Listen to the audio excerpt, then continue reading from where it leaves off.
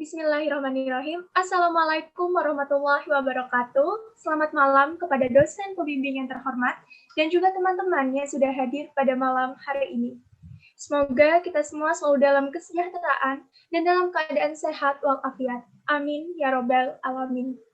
Terima kasih banyak kepada dosen pembimbing, Bapak Baitlawi SHI MHI yang terhormat, atas kesempatan yang sudah diberikan, sehingga kami dari kelompok pertama bisa mempresentasikan materi dari kami, yaitu mengenai identitas nasional.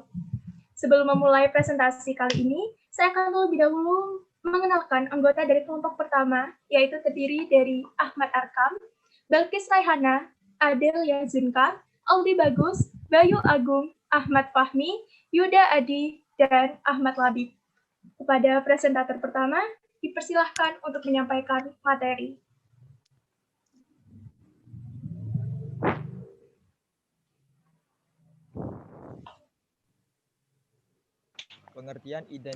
Pengertian identitas nasional.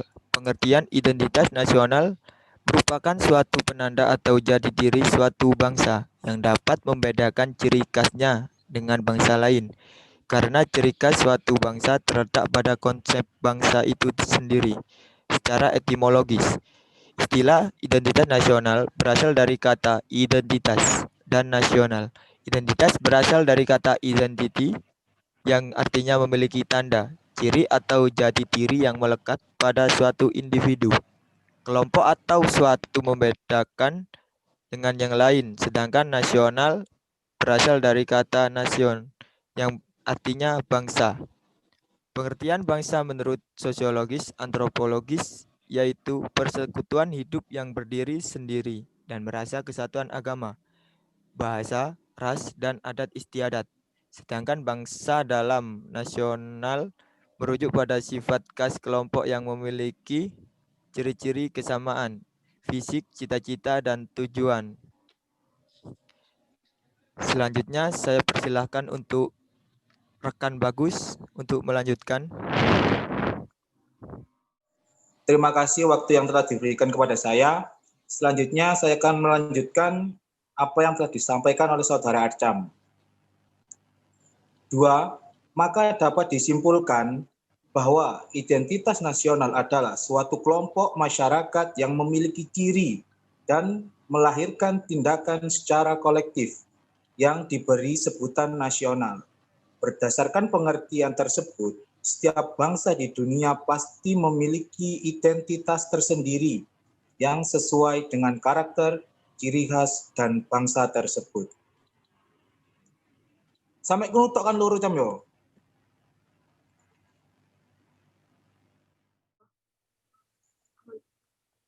Terima kasih Ahmad Bagus.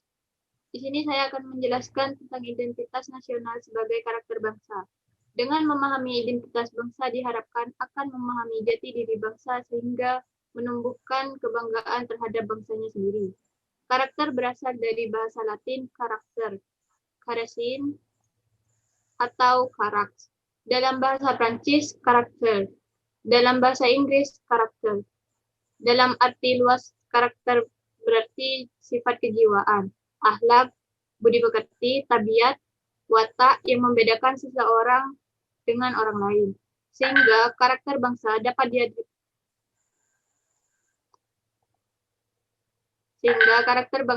diartikan tabiat atau watak khas bangsa Indonesia yang membedakan bangsa Indonesia dengan bangsa lainnya.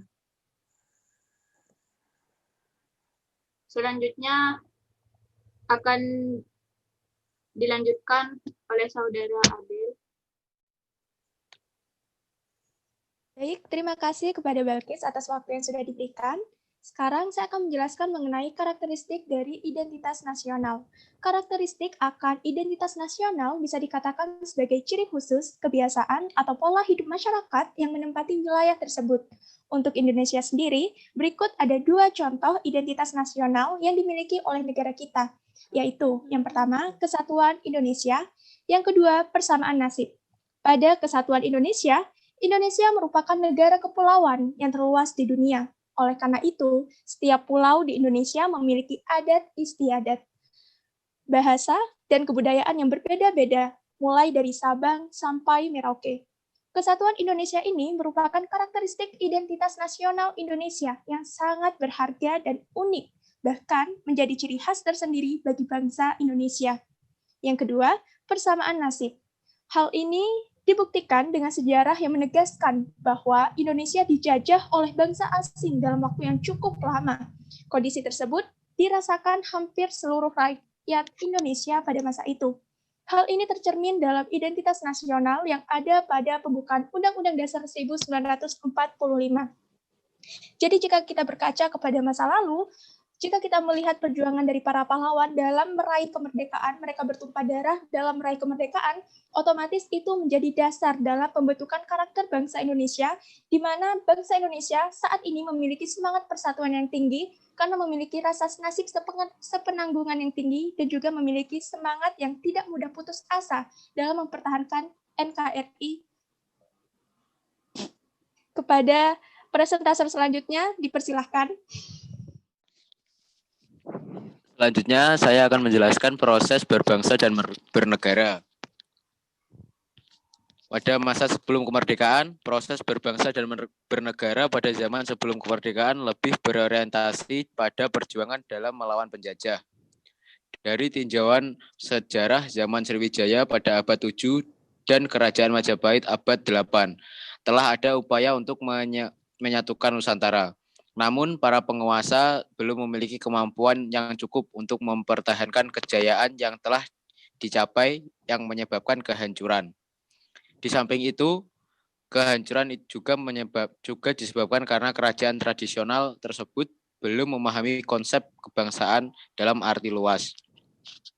Proses berbangsa dan bernegara di masa sekarang. Proses berbangsa dan bernegara pada masa sekarang erat kaitannya dengan hakikat pendidikan kewarganegaraan, yaitu upaya sadar dan terencana untuk mencerdaskan kehidupan bangsa bagi warga negara dengan menumbuhkan jati diri dan moral bangsa sebagai landasan pelaksanaan hak dan kewajiban. Demi kelangsungan kehidupan dan kejayaan bangsa dan negara, sehingga dengan mencerdaskan kehidupan bangsa memberi ilmu tentang negara, menumbuhkan kepercayaan terhadap jati diri, maka tak akan sulit untuk menjaga kelangsungan kehidupan kejayaan Indonesia untuk proses berbangsa dan bernegara. Selanjutnya akan dijelaskan oleh Bayu Agung. Waalaikumsalam. Dalam proses berbangsa dan bernegara itu juga diperlukan penciptaan identitas bersama. Identitas sebagai bangsa dan negara Indonesia dapat dilihat pada 1. Bendera negara yaitu Sang Merah Putih. 2. Lambang negara yaitu Garuda Pancasila. 3. Slogan semboyan yaitu Bhinneka Tunggal Ika. 4. Sarana komunikasi bahasa negara yaitu bahasa Indonesia. 5. Lagu kebangsaan yaitu Indonesia Raya. 6. Pahlawan-pahlawan rakyat pada masa perjuangan nasional seperti Patimura, Hasanuddin, Pangeran Antasari, dan lain-lain. Kerangka dasar kehidupan berbangsa dan bernegara. 1. Pancasila. Pancasila sebagai pandangan hidup bangsa Indonesia terkandung di dalamnya konsepsi dasar mengenai kehidupan yang dicita-citakan, yang terkandung dasar pikiran terdalam dan gagasan mengenai wujud kehidupan yang dianggap baik. Pancasila tidak hanya sebagai pandangan hidup bangsa, tetapi juga sebagai dasar negara RI. Pancasila dalam kehidupan ini sering disebut sebagai dasar filsafat dan dasar falsafat negara Philosophy Groundslag. Dalam pengertian ini, Pancasila suatu dasar nilai serta norma untuk mengatur pemerintah negara. Atau dengan kata lain, Pancasila merupakan suatu dasar nilai serta moral untuk mengatur pemerintah negara. Ya, saya serahkan kepada pemateri selanjutnya. Wassalamualaikum warahmatullahi wabarakatuh. Politik identitas. Indonesia memiliki banyak suku, keyakinan, dan budaya yang berbeda-beda di berbagai daerah atau tempat. Selain itu, perkembangan zaman yang begitu cepat juga mempengaruhi kehidupan masyarakat Indonesia saat ini. Banyaknya perbedaan itu membuat suatu identitas-identitas yang berbeda-beda dari setiap masyarakat di dalamnya. Oleh sebab itu, munculnya suatu kelompok yang berlandaskan identitas yang dibawanya. Kelompok yang berasal dari identitas tersebut sangat mempengaruhi situasi perpolitikan saat ini. Dengan adanya politik identitas di Indonesia, membuat banyaknya pro dan kontra yang terjadi di situasi perpolitikan saat ini.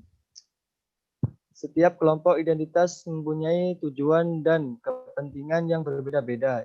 Ini semua menjadi tantangan yang besar untuk saat ini dan masa depan di dalam negara Indonesia. Pluralisme yang diharapkan seluruh masyarakat Indonesia belum dapat kita wujudkan dan kita rasakan saat ini. Butuhnya keterlibatan dan solidaritas dalam seluruh aspek kehidupan dapat kita wujudkan. Dilanjutkan oleh Labib.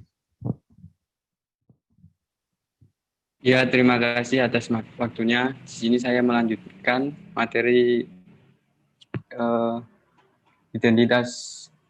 politik identitas. Karena banyaknya suatu kelompok tersebut, sehingga memiliki dampak positif maupun negatif. Adapun dampak positif dari politik identitas adalah menjadikan pekerjaan pada suatu kelompok lebih praktis. Maksud dari praktis di sini adalah jika suatu kelompok itu sudah terkenal atau sudah banyak yang mengetahui dan mendukungnya, maka akan lebih mudah untuk menggapai target. Seperti contoh, jika ada seorang mencalonkan menjadi bupati di suatu daerah dengan partai atau kelompok yang sudah terkenal oleh kebanyakan masyarakat, maka kesempatan seseorang tersebut lebih besar daripada orang yang mencalonkan jadi bupati namun dengan partai yang minoritas pendukungnya. Selain itu, kita akan mudah untuk mengetahui identitas baik dari sesama kelompok maupun kelompok yang lainnya.